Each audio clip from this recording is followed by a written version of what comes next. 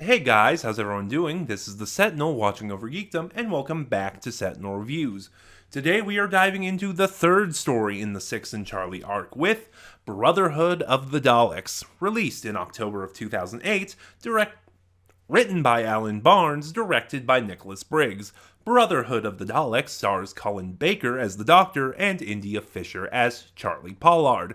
Also featured in the cast are Michael Cochran and Nicholas Briggs as the Daleks. And first off, talking about this is a new one for me, at least with Big Finish, because this is a 5-part story. Like Classic Who, I don't usually I've talked about this a little bit in the past, the format. But like Classic Who, Big Finish's stories are told in a serialized format. The main range is usually 4 parts. It's 4 half-hour, roughly, give or take a few minutes, episodes equaling the complete story. And this goes across some of the other ranges as well. Like the Companion Chronicles and the Fourth Doctor Adventures are usually 2 half-hour episodes making up one story, and sometimes, just because again, talking about the format, there will be a main range story that'll be done in the season 22 format, where it's the same length as a 4-part story, but it's 2 45-minute episodes. Again, give or take. Like The Reaping, The Gathering, Year of the Pig, and even Damaged Goods were told in the season 22 format. And then sometimes you get something like Zagreus.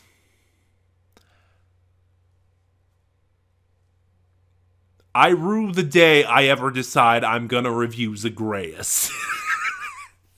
But anyway, Brotherhood of the Daleks. As I said, this is a 5-part story. It's 3 half-hour episodes, again, roughly, and 2 15-minute episodes at the end. And the format is a little weird, I will admit, but I get why it did it, because when episode 5 starts, which also starts very abruptly, which was a little clunky, when episode 5 starts, it begins a completely new narrative thread to tie everything up, to end the story.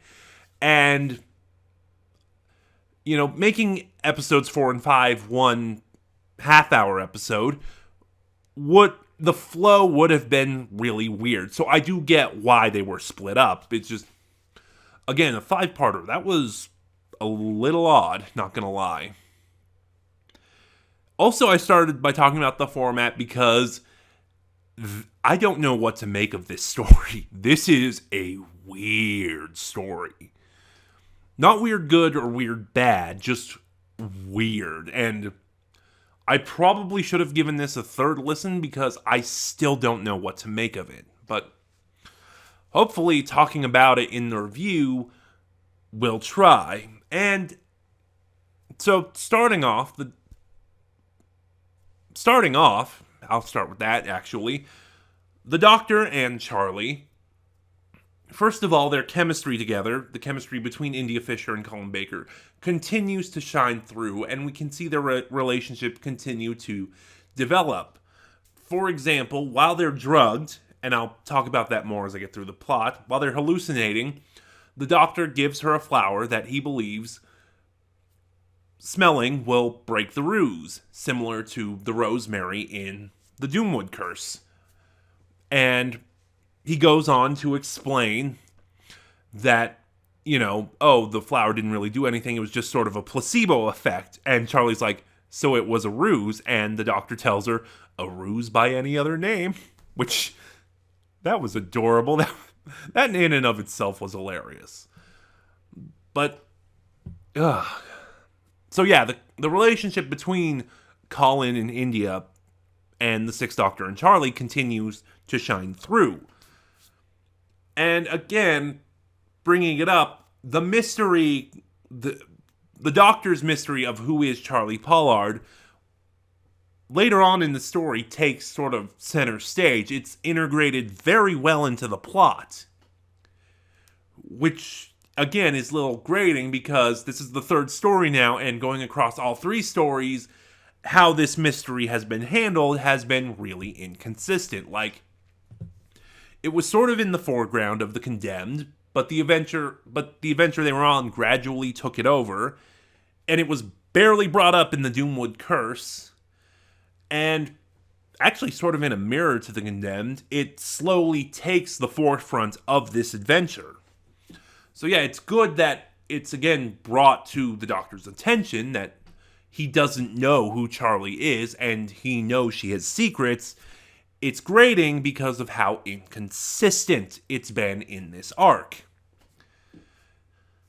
And the Daleks are in this, which I don't know if I've really gone into it, but the Daleks are my least favorite Doctor Who monster.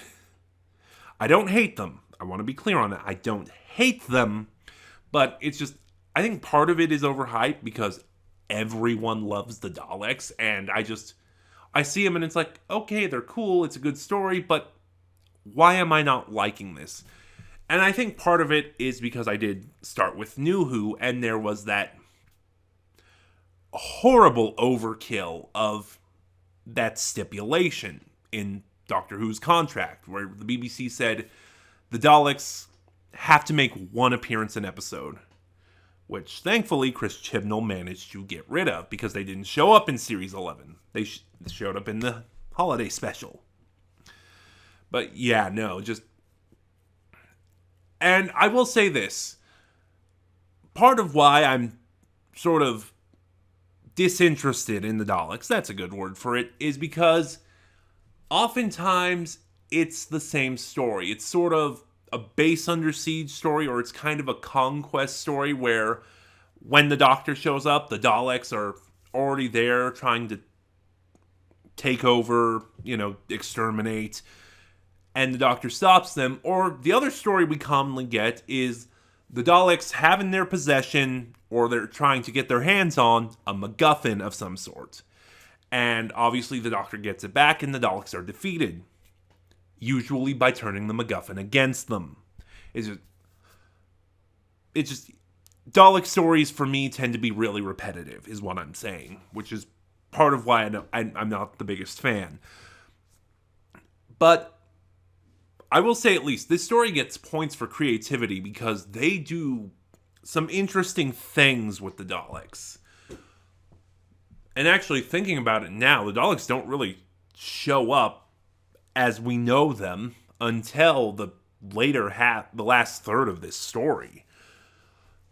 So what happens is the Doctor and Charley first believe they've appeared on Spyridon, a reference to a Pertwee story, and they come across a group of Thals. And I cannot remember any of their names. They're all good characters. All the characters in this are really good. I just can't remember their names.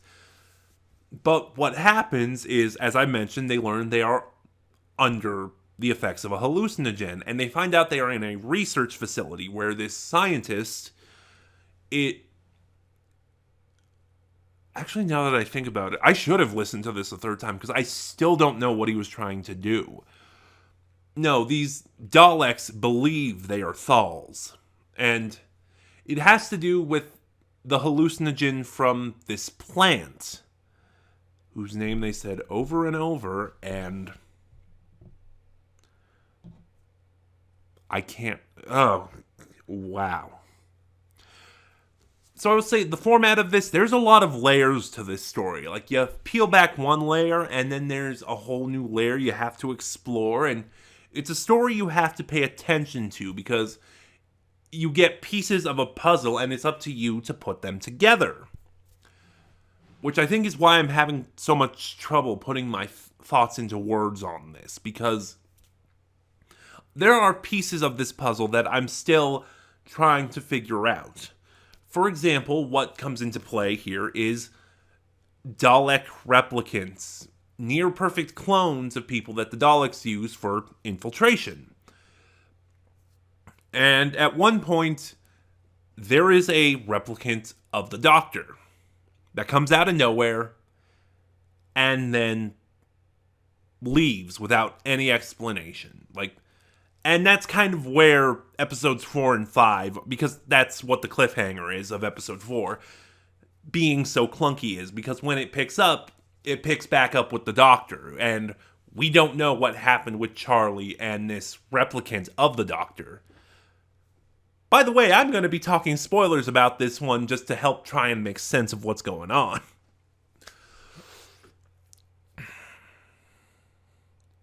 But I will say the performances from the Daleks themselves are interesting. Like, Nicholas Briggs, of course, plays the main Daleks, but these other Daleks, who we follow for most of the story, I don't think he plays them. I certainly know he doesn't play the females, but I don't think he plays the other ones either. And they give decent performances, again, because, they're... This story is just so trippy. I am trying my hardest, but... oh boy. I'll come back to the Daleks, and I'll come back to those Daleks in a minute, or I'll try to. The scientist himself is very... well, no, here, let's try it like this. So what Alan Barnes said, because in the making of, Alan Barnes talked a little bit about the trouble he was having with this story. And then someone, I think it was Nicholas Briggs, told him that how Terry Nation, the creator of the Daleks, did a Dalek story is that every time they showed up, there would be a new gimmick applied to them, so... like, the first time they showed up in the Daleks, they traveled along magnetic tracks, which was retconned. And then, like, in one story they showed up, they'd be invisible. And then in another story they showed up in, they wouldn't have their guns. And so every time the Daleks would show up, there'd be some new gimmick applied to them. And that's what Alan Barnes goes for here, because these Daleks have been tampered with, experimented on, and they're being drugged in order to induce this hallucination that they are Thals. And like I said, a lot of my points for this story do go to the creativity done with the Daleks. Okay, I can't think of how to address this. Listen to Brotherhood of the Daleks for yourself, and hopefully you'll get a better idea of it than what I can illustrate. Brotherhood of the Daleks is an interesting story, if nothing else, with strong performances from all the characters and cast, great ideas, and a really good complicated story. I do like complicated stories sometimes. I like stories that you have to pay attention to. However, I do find the narrative, especially towards the later half of the story, to be somewhat confusing and a little awkward and clunky in its execution. So for that, like the Doomwood Curse, I'm giving Brotherhood of the Daleks a 6 out of 10.